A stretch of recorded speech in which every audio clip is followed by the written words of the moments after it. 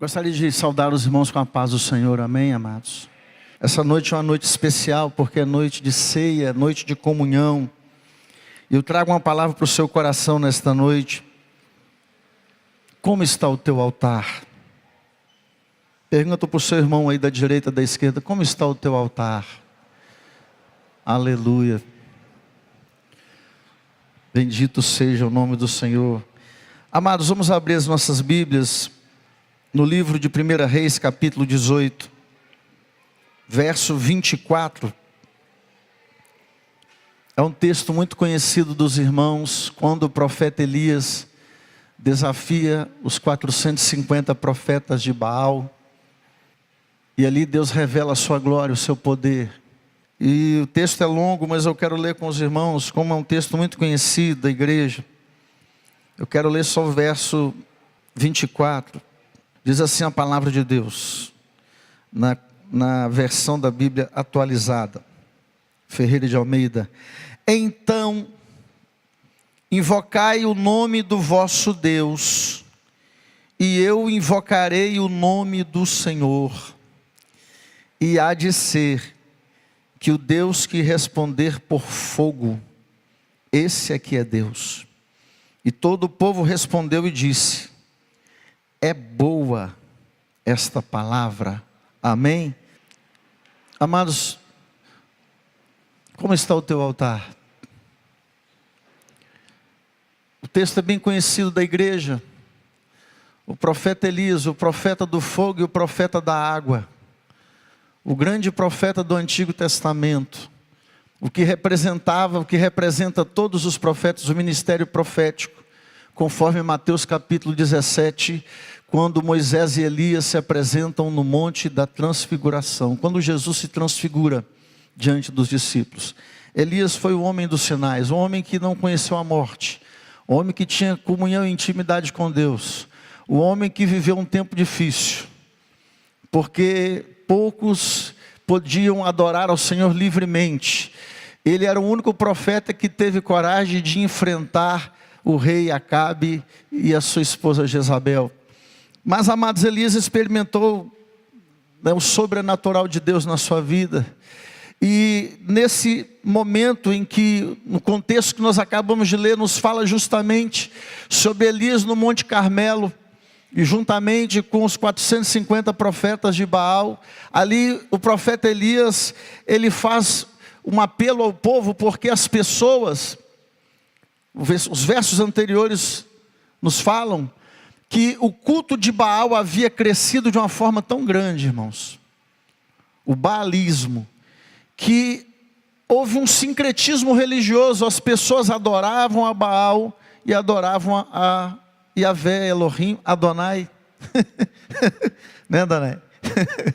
Aleluia. As pessoas adoravam ao mesmo tempo, eles serviam a Deus e serviam a Baal. E o profeta Elias, naquele momento, ele desafia os profetas de Baal, e ele dá uma palavra interessante. Quando ele fala que as pessoas estavam cocheando entre dois pensamentos, ninguém respondeu nada, e no versículo 24, ele faz uma sugestão, um grande desafio. Olha, então cada um vai invocar o seu Deus, e o Deus que responder com fogo, esse é o Deus verdadeiro. E todos gostaram dessa palavra, e os irmãos conhecem muito bem essa palavra, porque o Deus que responde com fogo é o Deus verdadeiro, amém, amados? Aleluia, bendito seja o nome do Senhor. Mas para isso era necessário que o altar fosse edificado. A palavra hebraica é misberá, altar. Desde o início, quando os povos antigos, eles adoravam as suas divindades, foi estabelecido, na verdade, tipo um princípio para o altar, algumas regras para o altar, e as religiões pagãs daquele tempo também adoravam os seus deuses, e eles ofereciam também sacrifícios em seus altares. E é interessante que naquele momento, amados, quando o profeta faz o desafio, logo ele dá preferência para os 450 profetas de Baal, porque eles eram a maioria, e desde cedo até o meio-dia, aqueles 450 profetas clamaram a Baal, imolaram o sacrifício, ofereceram o holocausto, mas o Deus daquele daqueles profetas não respondeu com fogo. Então depois de muito retalharem o corpo, de muito invocarem o seu Deus, agora chegou o momento do profeta Elias. E é interessante, amados, porque cada passo que o profeta Elias dá neste momento para que o Deus de Israel respondesse com fogo é interessante, porque o altar, como eu estou dizendo no princípio, o altar ele era importante porque não se adorava uma divindade sem um altar. Ele tinha um significado religioso até para aquelas nações. Então, o profeta Elias, ele começa a tomar algumas providências, ele começa a dar alguns passos para que o fogo de Deus viesse sobre o altar. E todos nós queremos o fogo de Deus, amém? Quem quer o fogo de Deus aqui? Quem quer a glória de Deus, o sobrenatural? Amados, na verdade nós queremos nos mover no sobrenatural, nós queremos que o avivamento venha sobre a igreja, nós queremos viver tudo aquilo que o Senhor tem para nós, a vida de Deus. Mas muitas vezes, irmãos, o nosso altar não está preparado. A grande questão é essa. Deus, Ele quer derramar o seu fogo, mas eu quero perguntar para você nessa noite, o seu altar está preparado para receber o fogo de Deus? O meu altar está preparado para receber o fogo de Deus? Nós estamos preparados realmente para nos movermos no sobrenatural e vivermos tudo aquilo que o Senhor tem para nós? O primeiro passo que o profeta Elias toma, irmãos, ele se aproxima do altar e ele diz ao povo de Israel: chegai-vos a mim. Amados, o profeta chama o povo de Israel, o povo de Deus, o povo da aliança, para se aproximar do altar e ver a realidade do altar. Amados, muitas vezes nós estamos prestando culto a Deus, nós estamos vivendo a nossa vida com Deus, mas nós não estamos olhando com cuidado, com cautela, a realidade do nosso altar. E o profeta Elias chama as pessoas para perto, e ali ele apresenta um altar, o altar a Yahvé, o altar ao Deus de Israel, o altar ao Eterno, o altar ao Deus de Abraão, de Isaac, de Jacó, ao Deus Criador do universo, ao Deus que é soberano, ao Deus poderoso, ao Deus adorado e temido nas nações. Mas quando o profeta Elias, ele apresenta ao povo, todas as pessoas se aproximam. É interessante o texto, ele estava no Monte Carmelo, e todo o povo de Deus se aproximou para ver a situação do altar. Mas o profeta de Deus muitas vezes é levantado na igreja para revelar, para mostrar a situação que está ao nosso altar. Por isso que a Bíblia nos diz que não havendo profecia, o povo se corrompe.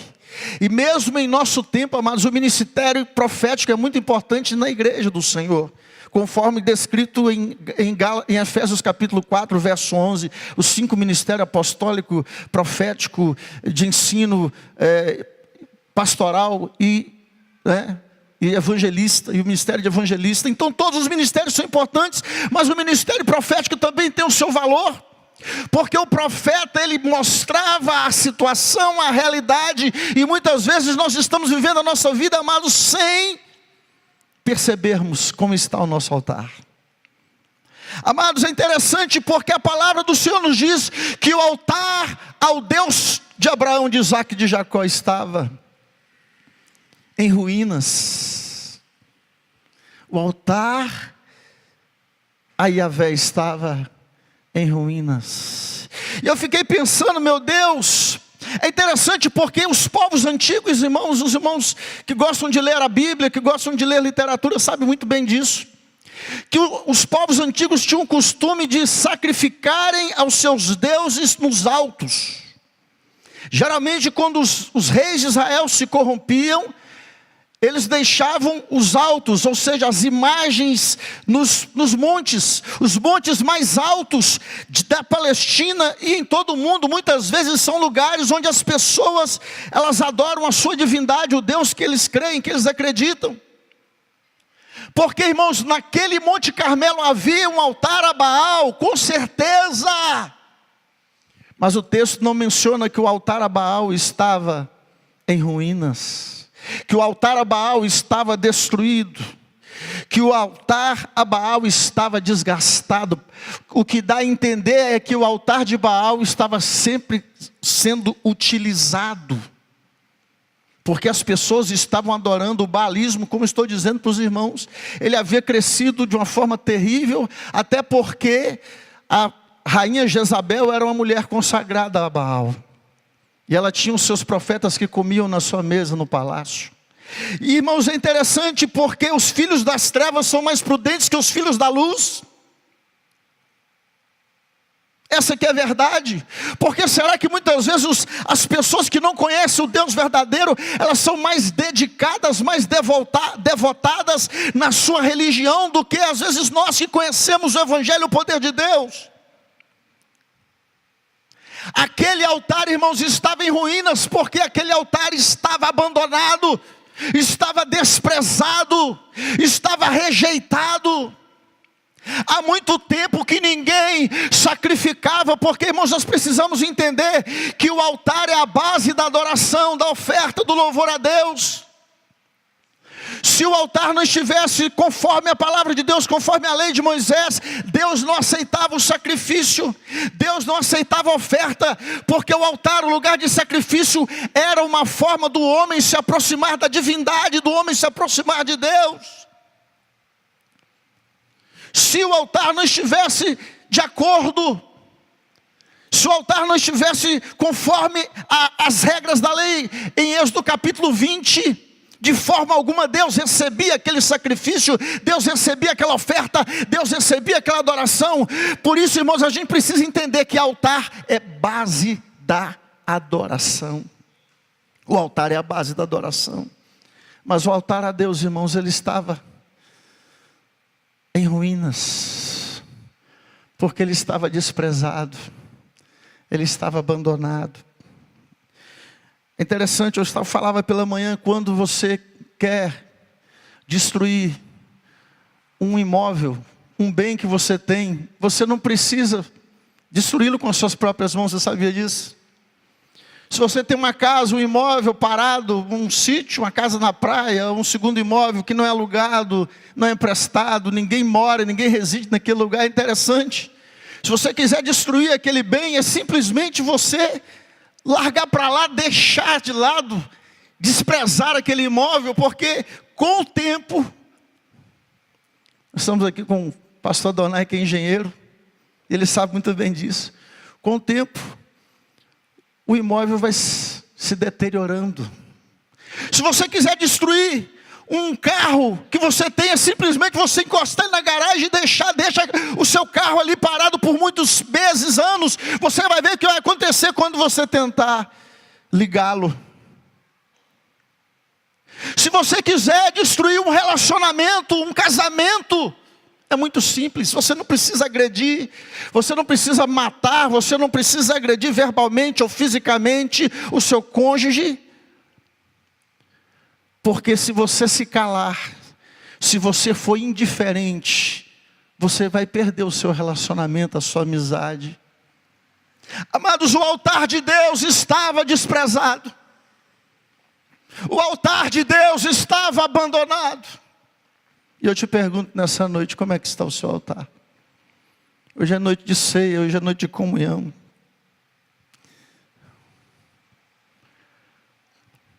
Nós que ministramos a palavra de Deus, os irmãos que tocam, que cantam, geralmente nós somos chamados de pessoas do altar, nós somos, né? Geralmente a pessoa fala, somos homens, mulheres do altar.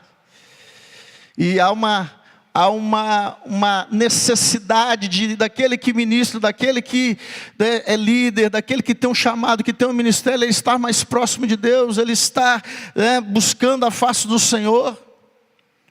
Porque, na verdade, amados, se nós não tivermos comunhão com Deus, se nós rejeitarmos e desprezarmos o altar de Deus, a nossa vida com Deus, ela vai ser destruída. E a palavra do Senhor nos diz que o altar estava em ruínas. Como está o teu altar? Hoje é noite de comunhão, hoje é noite de ceia. Mas, amados, o profeta Elias, ele não ficou simplesmente contemplando aquele altar destruído, aquele altar abandonado, aquele altar quebrado. A Bíblia nos diz que a primeira coisa que o profeta fez foi restaurar o altar. E é interessante porque o primeiro passo que o profeta Elias dá na restauração do altar, porque na verdade, amados, é o Deus que respondesse com fogo. Se o Deus que respondesse com fogo, esse era o Deus verdadeiro. Esse era o grande desafio que o profeta Elias estava enfrentando naquele momento. Então, amados, a primeira coisa que o profeta faz, a Bíblia nos diz, ele restaura o altar.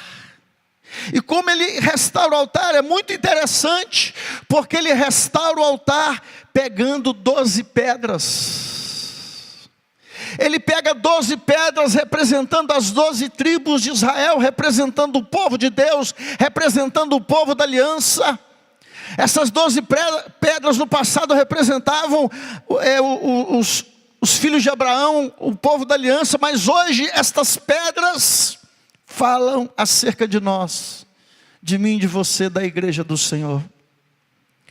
Porque a palavra do Senhor nos diz, amados, em 1 Pedro capítulo 2, versículo 5, Pedro nos diz, vós sois pedras vivas, casa espiritual, sacerdócio real, a fim de oferecer de sacrifícios agradáveis a Deus por meio de Jesus Cristo.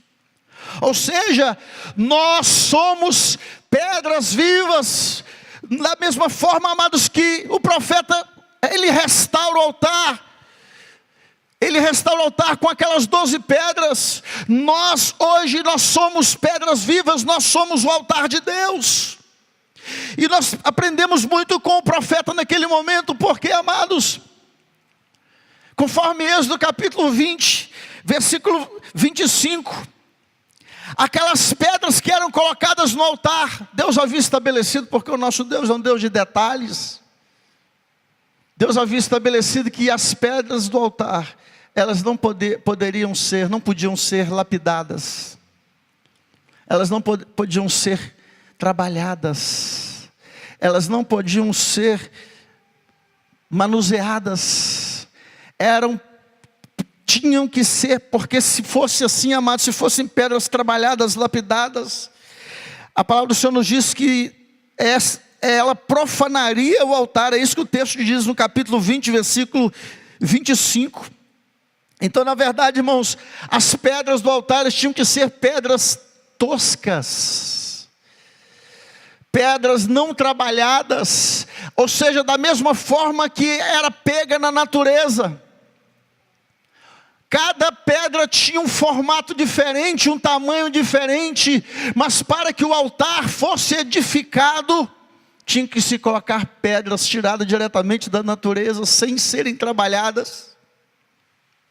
E estas pedras, amados, elas apontam para mim, para você, para nós. Fala sobre a celebração da diferença, a importância da diversidade na igreja. Nós precisamos entender que nós não somos iguais. A importância da individualidade na igreja. Cada pessoa é diferente da outra. As pedras, elas não eram muito belas, elas eram imperfeitas, elas não tinham uma forma simétrica. Eram pedras tiradas da natureza, mas cada pedra daquela representava uma família de Israel. Cada pedra daquela, irmãos, mesmo diferente de tamanho, elas tinham o seu valor. E nós precisamos entender, amados, que cada um de nós temos um valor imensurável na presença de Deus, que uma alma vale mais do que o mundo inteiro. Por isso a palavra do Senhor nos diz, é o valor da individualidade, é o valor da diversidade. Nós somos diferentes, mas somos unidos pelo mesmo Espírito. E a palavra do Senhor nos diz, como foi cantado aqui, né? Depois eu falo sobre isso. Eu estou falando aqui de uma coisa, eu pensei em outra. Então, amados, cada um tem o seu valor. Então, por exemplo, em Êxodo capítulo 28, a palavra do Senhor nos fala sobre as vestes do sacerdote. E o sacerdote, irmãos, ele tinha toda uma indumentária sacerdotal. E naquela indumentária tinha um peitoral, e naquele peitoral ele carregava o éfode com 12 pedras de engaste. E aquelas 12 pedras, cada uma tinha uma cor diferente, cada uma tinha um valor diferente. E conforme alguns estudiosos, o que havia de maior valor na indumentária do sacerdote era o peitoral. Alguém fez uma avaliação que aquele peitoral, nos nossos dias, valeria aproximadamente R$1 milhão, pelas pedras que o sacerdote carregava na sua estola. Isso fala, amados, nos fala do valor de uma vida, do valor de uma alma. É como os irmãos estavam cantando, né? Ele deixa as 99.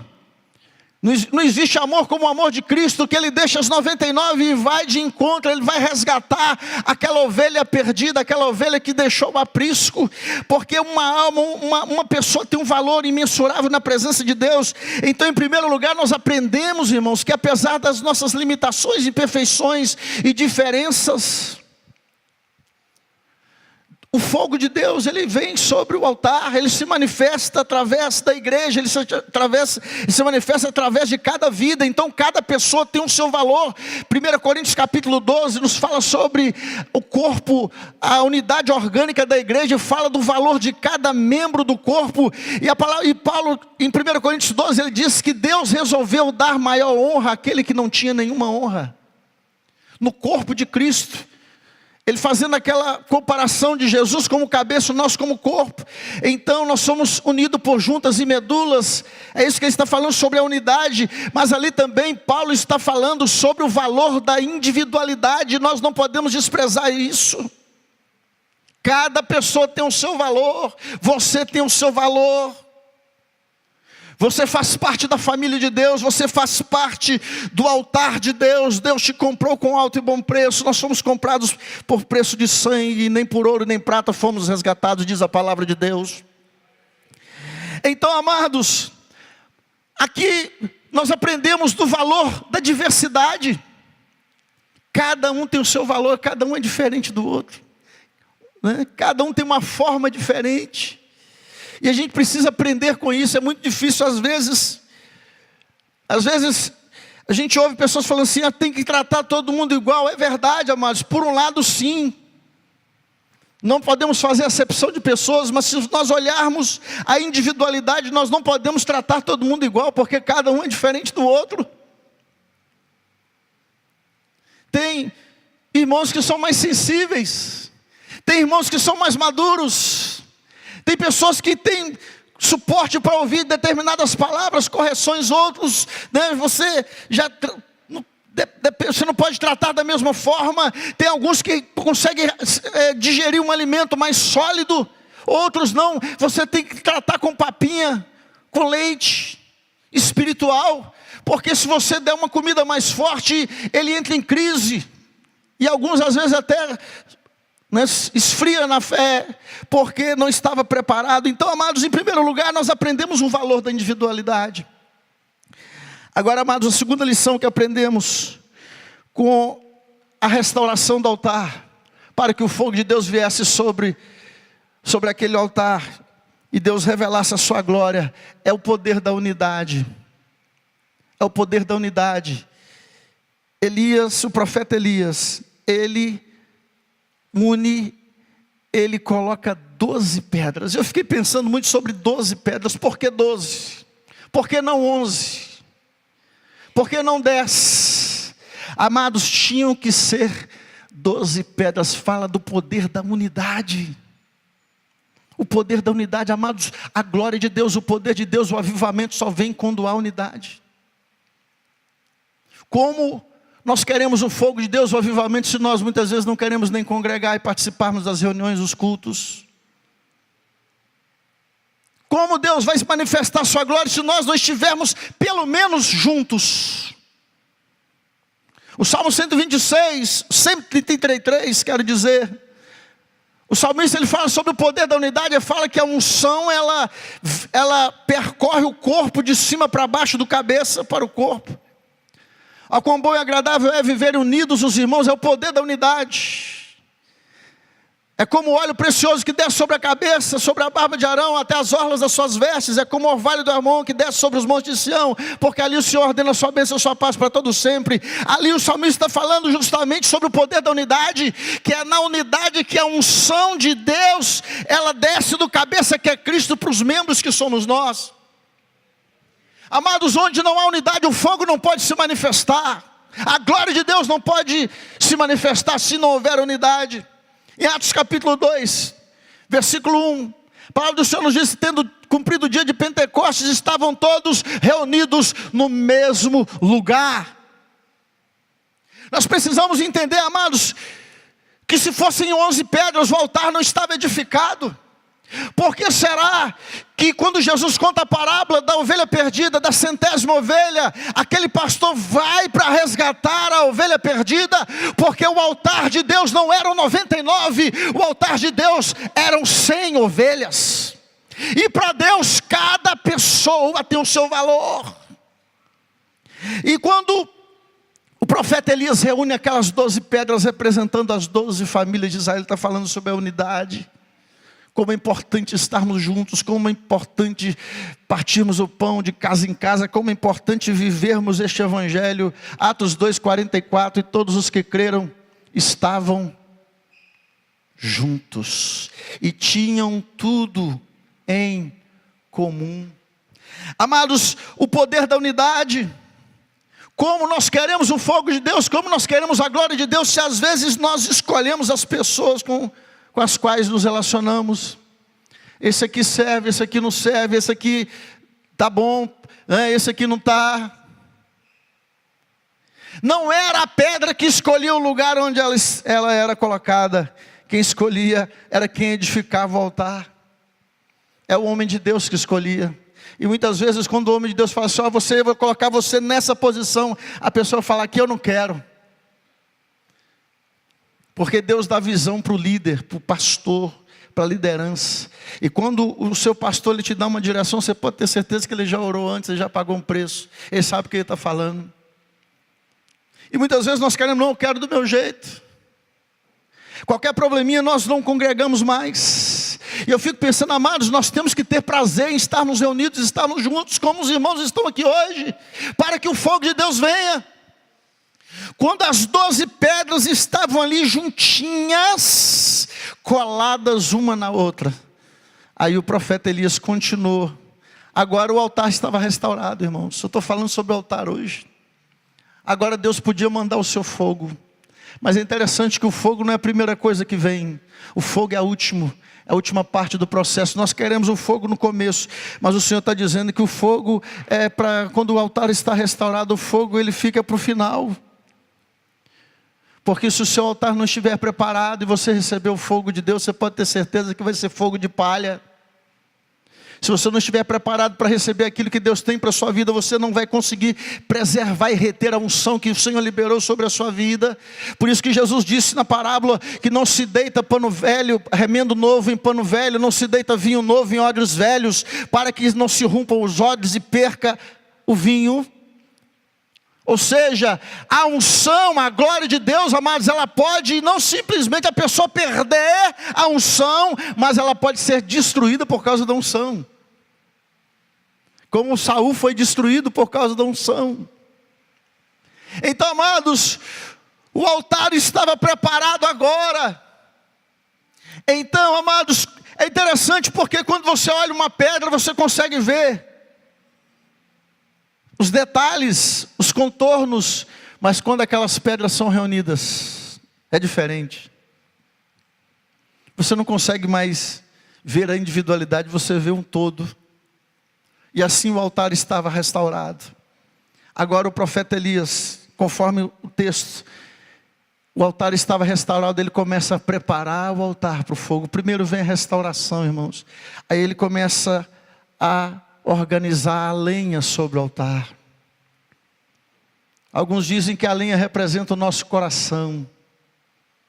Realmente, irmãos, não tem como a gente aproximar de Deus se o nosso coração não estiver inteiramente entregue ao Senhor.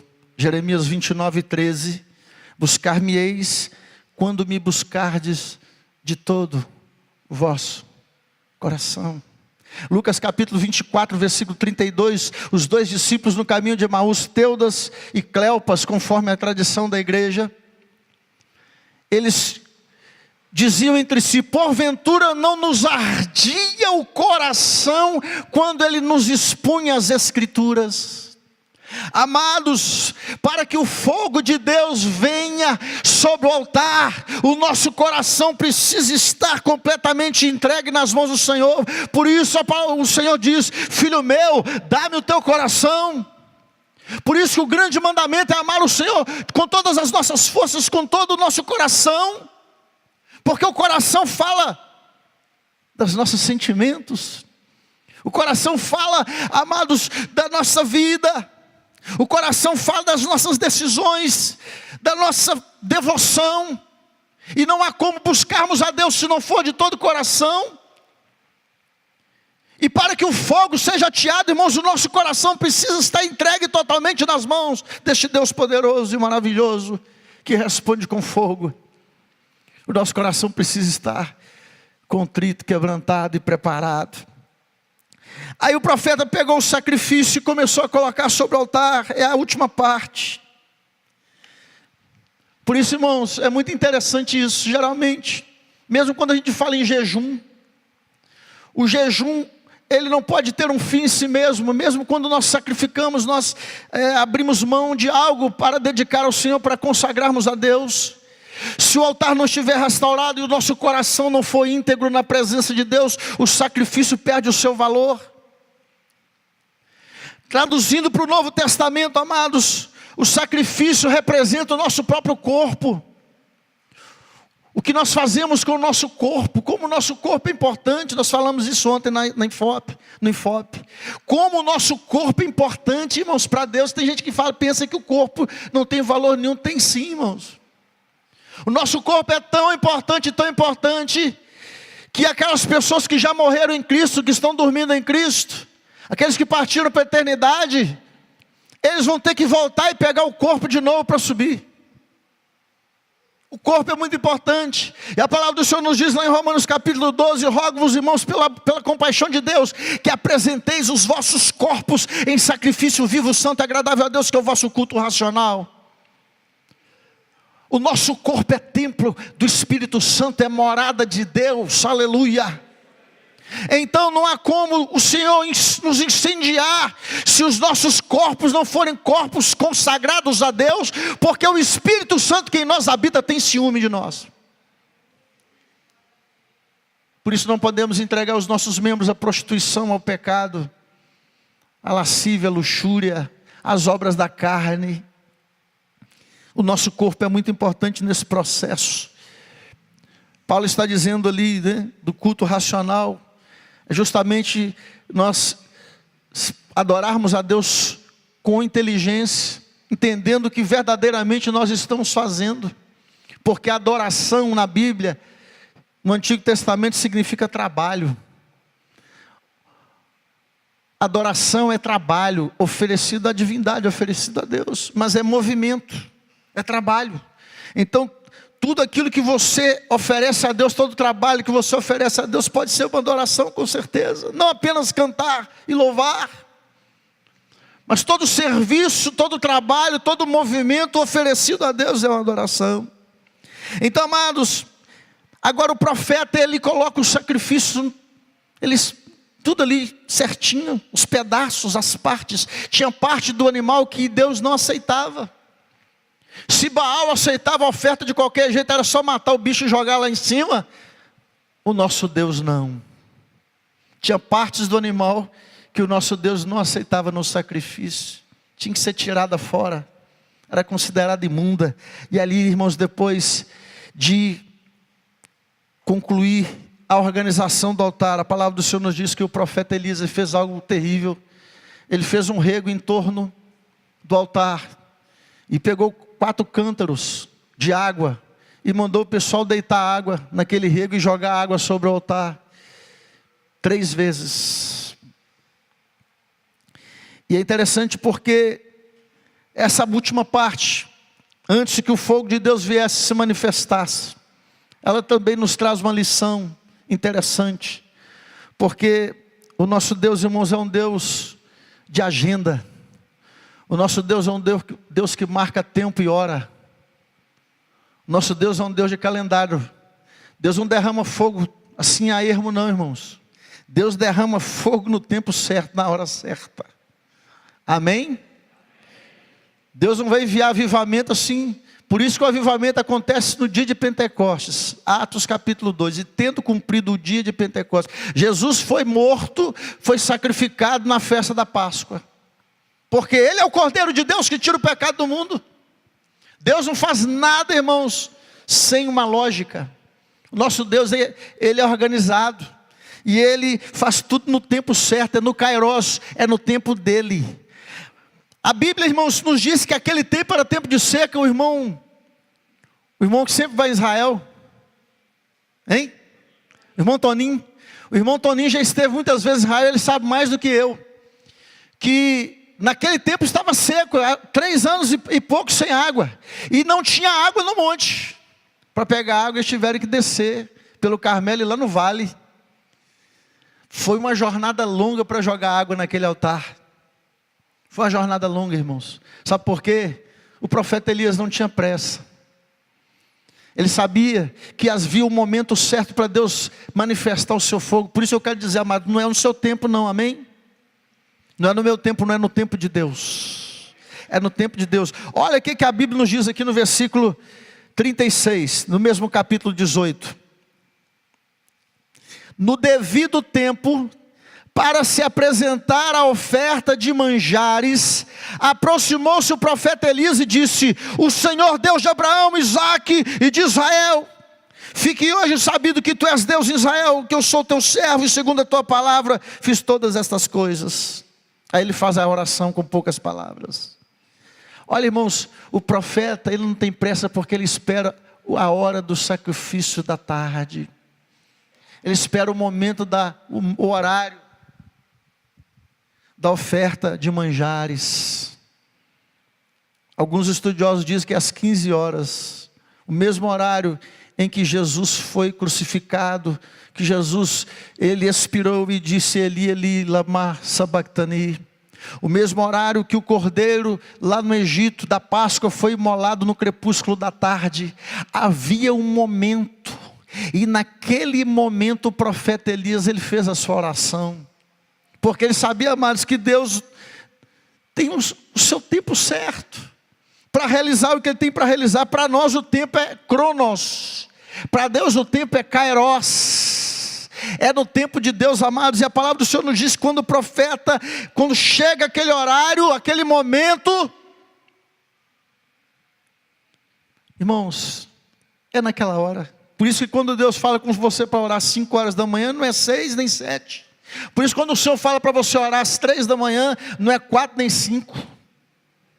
Tem a hora certa. Tem o momento certo. E a palavra do Senhor nos diz, amados, que quando o profeta Elias fez aquela oração curta, que o fogo de Deus desceu. E o fogo de Deus, ele vem de cima para baixo. Ele vem consumindo tudo.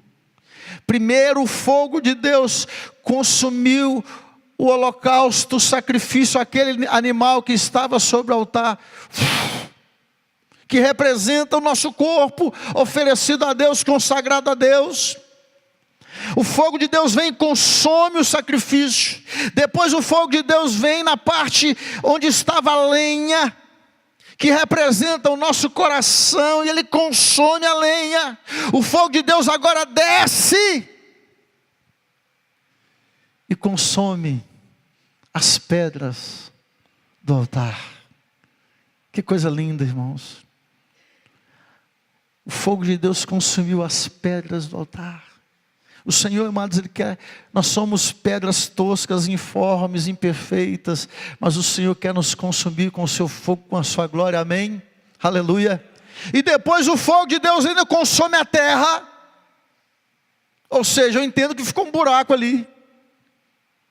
E por último, o fogo de Deus, ele lambe a água que foi lançada sobre a oferta. Hoje é noite de ceia do Senhor. Eu não sei como está o seu altar. Hoje nós somos o altar de Deus. Hoje nós somos a oferta do Senhor. Hoje nós somos sacerdotes, como a pastora falou no início do culto. Somos sacerdotes. Nação santa, povo adquirido, foi lido aqui no início. E o Senhor quer derramar o seu fogo. Irmãos, tudo foi consumido pelo fogo, pela glória de Deus. E a palavra do Senhor nos diz que todos ficaram com temor, com medo. Colocaram a boca no pó e disseram: só o Senhor é Deus. Só o Senhor é Deus. Amados, nós precisamos entender que o Senhor quer nos consumir com o seu fogo. Não é simplesmente para a gente ser cheio do Espírito Santo, entregar a revelação e pregar e fazer isso, maravilhas, não.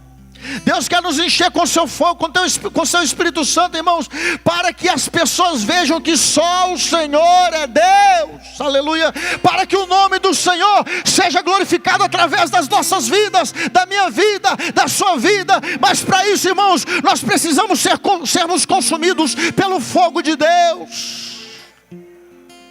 Precisamos sermos consumidos pelo fogo de Deus. Aquelas pedras já não existiam mais. O altar já não existia mais. Mas o nome do Senhor foi glorificado, foi exaltado. Aleluia, bendito. Você pode aplaudir o Senhor, aleluia.